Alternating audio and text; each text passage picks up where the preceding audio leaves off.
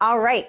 I thought it would be really helpful for those of you who are maybe recently taking your nonprofit virtual, or maybe you have taken it virtual and would love to see what we do here at PivotGround.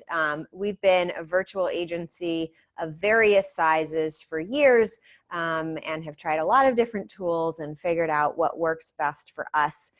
This is more of an example of what works for us. It may or may not work for you, but I'm going to show you basically all the tools we use and tell you, at least for the most valuable ones to us, why we use them, so you can begin to make a choice about whether or not it's a good decision for you.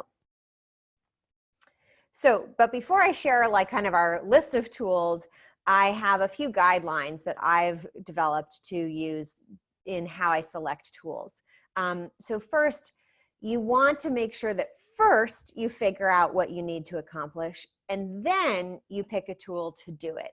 Too often we get shiny object syndrome and we're just like looking at tools, we're so excited about them, and then we start fitting our business into the tool. But like, this tool can do that, we should do it too. You really have to resist that temptation and first focus on what is it exactly that you're trying to accomplish, and then find a tool that will accomplish that for you. I have this little 30-minute usability test. Basically, I download the demo or the free version, the trial of the tool, and I just give myself 30 minutes to try to start using it. And if I can start to pick it up and see like, oh yeah, I can imagine myself using this, or I could see how this would work for me in 30 minutes, then it's worth more of a try. But if in 30 minutes I'm totally overwhelmed, or I feel like I haven't made any progress, then it's not the tool for me. It just doesn't fit with the way I think. So I encourage the 30-minute test. Another thing is, so a lot of tools on the internet are coming out from startup companies. So you want to know, what's the support like? So test if they have a chat box feature for getting support. Ask them some questions and see what kind of response you get. Think about how reliable they might be, whether or not they have funding, and how long this tool is going to be around. If you're going to have to invest a lot of time into setting it up for you, you don't want a tool that's just going to disappear in a few years. If it doesn't take a lot of time and investment and you're not like locked into the tool once you're all set up, then that doesn't matter as much. And I'll also say I've had great luck testing out new tools from new companies. What I like about them is they are very quick to respond to your feedback and implement it into the tool. And often there's like one main support person you end up communicating with. And that's kind of nice to have that more one-on-one relationship. But that can mean that they're a little more prone to risks and changes themselves. So it's just something to consider. There isn't necessarily a right or a wrong state of reliability or newness of the tool, but just know what you're getting into before you get into it. Use the fewest tools to get the job done. And I bet if you wrote down everything you had an account for online and all the apps on your computer that you use, you would have a very long list. But so always try, don't just grab every tool. Be mindful and try to keep that number of tools small, because essentially each time you add a tool to your toolbox, it's like you have a campus, right? First you might have a building that you're managing, and before you know it, you're managing a campus of online tools. And that actually requires a significant amount of management time. So we want to reduce the management strain by not having tools we don't need, just like you wouldn't build a building that you didn't really need. And finally, keep it in the cloud. I think for any of those who've recently had to switch to working from home, you've become very aware of which things you do are only available in your office and which things are available in the cloud to you. And I'll tell you, I learned this lesson when I had a nice MacBook Pro, and I made the mistake of leaving it open on the couch, and my son, who was a toddler at the time, slammed it closed, and the earbuds were right in there, and it shattered the screen. And at that moment, I needed to borrow a friend's computer to be able to keep working. And I realized that about 90% of what I did was in the cloud, and all I had to do, I used the Chrome browser, was log into the Chrome browser, and my work environment was there. So at that point, I made the effort to transfer the remaining tools that I was using on my computer directly into cloud-based computers. And now I am not dependent on location or any one piece of hardware. Any computer that can access the internet can get me my entire working environment that I'm used to. So those are the things to keep in mind. So here's my master list of tools, and I'm going to give you kind of a short list of the ones that I use most. So for project management, for our tasks and to-dos, we use Teamwork and Teamwork Chat. We use ZenKit for managing our strategies, our kind of higher level work plan. We use it to manage our social media plan and our marketing strategies, as well as our key messaging. Our website currently is on WordPress. I consider this a tool. We have a lot of different plugins there, but we integrate it with ActiveCampaign for email marketing. However, I've noted we're actually in the process of switching to an all-in-one tool that will do both of those things for us. It's called system.io. And I will, when we post this on YouTube, I will make sure that we put links to all these things in the description. Zapier is a tool that connects two apps. So we do use that some. We have been using Acuity scheduling for online scheduling. We're actually switching to Book Like a Boss because we no longer need some of the more advanced features of Acuity scheduling. Book Like a Boss, we happen to have a lifetime paid subscription to already paid. So that was an easy decision for us. I think with scheduling tools, the one that's the cheapest that fits all your needs is the way to go, but it's absolutely essential, I think, to have a scheduling tool. Zoom meetings and Zoom webinar. Obviously, we're on Zoom webinar now, and we use Zoom meetings to meet with clients and to meet internally as a team. We're on it all the time. Google Suite, we use that. I've never really been a Microsoft 365 fan, but each time I encounter someone who's using it, I find that there's just things that they could be doing that they can't, and they could be doing it if they were using Google Suite. I also recently learned that Microsoft 365 does even have a small fee for nonprofits. It's pretty negligible, but there is a fee per user, and Google Suite is totally free for nonprofits. Close is what I use for my email, to read my email, although it technically comes through Google. And I use it as my CRM to manage my contacts and my relationships. Miro is what I'm showing you right now. It's an infinite whiteboard space, and I use it for slides and also documenting our processes and planning projects. Loom, which Loom, by the way, has just made many things available for free, which because of the coronavirus. So you can check out their site. Loom just allows you to do quick screen recordings of your screen, and I use it mainly when I need to demonstrate an issue that I'm having to a support team or to do trainings for my staff. If I want to show somebody quickly how to do something, I just use Loom to do that. I could, by the way, use Zoom to do that as well, but Loom is a little bit easier for that, and I was an early user, so I had a lifetime free account. That is one of the benefits to getting on tools early. Initially, they tend to be free or inexpensive, and as an early user, typically you get grandfathered into whatever your original plan was. We do use Canva. Mostly my assistant uses Canva to do simple graphic design. Voxer, we don't use it much, but I put on here, this is actually an app on the phone that lets you send audio messages. Zoho Books is where I do my bookkeeping. I shifted away from QuickBooks a long time ago, and I've been quite happy with Zoho Books after trying a number of other services. Better Proposals is what we use to send proposals and agreements to be signed. And iMovie, we do use iMovie to edit our micro trainings before we put them on YouTube. And I put a star next to it because this is the only tool we use that is not in the cloud. So these are the tools of that list that we use the most. And of those, we use these top 4. These are probably like the ones we're in all the time. So I wanted to give you a little more detail about them. And I've just pulled up their site. So we have Cloze, it's cloze.com.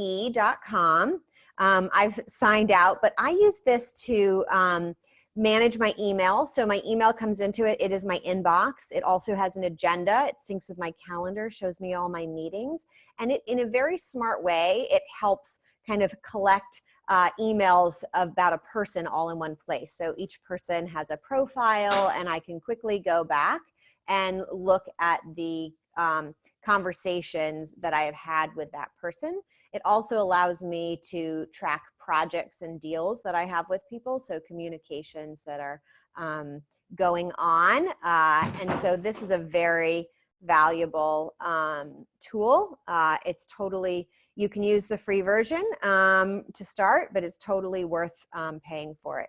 This allows me to not need a complicated CRM tool. And frankly, back to the use as few tools possible, whenever I've used a CRM, I usually don't log into it.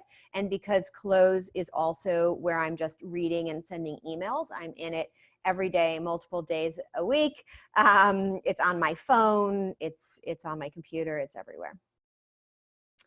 ZenKit is very much like Trello, except that it has one major feature which Trello doesn't, which is this mind map feature right here. And Trello, ZenKit, sorry, basically lets you create any kind of database, essentially. You decide what information gets displayed, and then you can change the view. And you can switch between views. You don't have to set one view at the beginning. So you can start with one view and you can switch between views. It can be set up and used in the most simple manner, just like Trello, or you can make it do quite sophisticated things. So we use this in the impact method. Our strategies, we typically build them in ZenKit, and our continuous action plans are in ZenKit. But we also use it internally for some other things. We build a content calendar where we list everything we plan on posting and where it's going to go.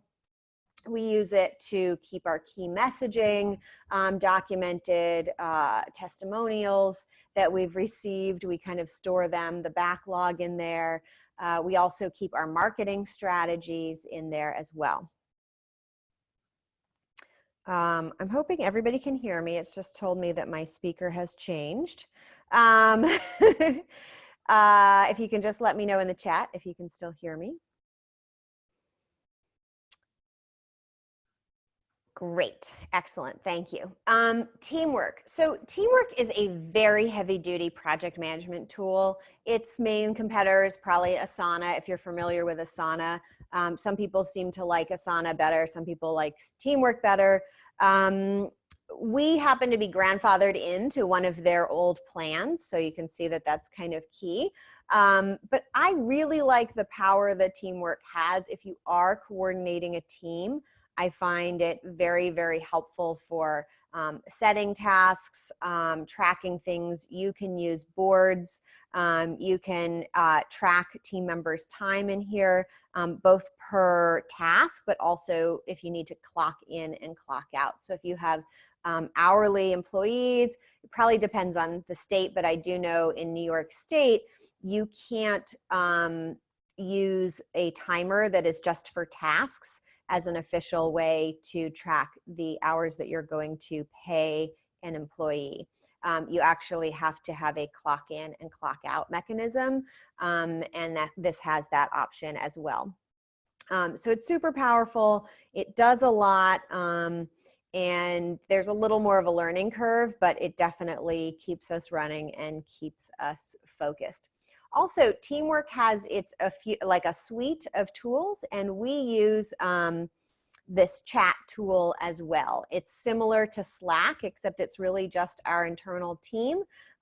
Slack is popular for me. It's just too many messages that come through. And so we use Teamwork Chat to just chat internally throughout the day, or if we need help, and anything that's in the chat can quickly be turned into a task in Teamwork. So that's really helpful. So those are the main things that we use. And I have 3 final tips for you for buying tools. Don't always go the free route because there are many great free tools, but the paid tool really, ultimately these tools need a way to make money, or the quality is really low, or they go out of business, and that doesn't help you. So if they're a tool that's offering you a free version because they have a big expensive version that other people are paying for, that's great. But if not, I encourage you to think about investing in online tools, especially if you're working from home, as your alternative to renting a physical office. And these tools are allowing you to do that. Also imagine how much time it's saving you. If you had to have a person do these things manually, how much would that cost you? And so think about that cost benefit. But here's 3 ways for buying tools. There's a website called AppSumo, and AppSumo promotes new tools or tools that need to grow with typically lifetime deals. So a tool that eventually will probably cost, $14 to $24 a month. Typically on AppSumo, if it comes through, you can pay $49 one time and have lifetime access. That's how we have access to Book Like a Boss. So I watch AppSumo for good deals. I've never regretted anything I purchased through there. TechSoup, you probably know, for nonprofits. That's kind of the gathering place for deals for nonprofits. However, I often find that there are tools I want to use that might not be on TechSoup. And if you just reach out to their customer support and ask if they have nonprofit pricing, often they do. So don't forget to just reach out to the tool you want to use directly. And Black Friday, there's some other big sale days, but Black Friday, Cyber Monday, typically online tools are offering really good deals. And I have found that kind of if you're paying for a full year through one of those deals, you then have usually locked in that pricing year after year. So that's a good thing to do. Also, you probably heard me say a number of times, getting in early on a tool is worth a little bit of risk if you're going to get grandfathered into that pricing, if you think that the tool is really going to catch on. As usual, if you want to talk anything through with me one-on-one, I offer everybody a free consultation. It is truly a consultation. Also, in this time where everybody has had so much change, I have started a mastermind, a small group of nonprofits. I am meeting with them twice a week. I believe it's Mondays and Wednesday afternoons. If you get a call with me, I'm happy to tell you the details. But it is a almost no cost kind of pay what you can program. I wanted to be able to offer anybody who really needs a thinking partner and a dedicated group to figure out what's going on, what you should do next, and how to navigate your way through these changes. If you've suddenly lost revenue, if your work conditions are suddenly drastically different, this is a great support for you that is much more in-depth and tailored to you than the kind of lists of, here's a list of 50 things, 50 new free resources, which is great, but sometimes just looking through all the resources that are out can be a little overwhelming. So if you want kind of more one-on-one style repeated support to figure out what to do next, I encourage you to reach out.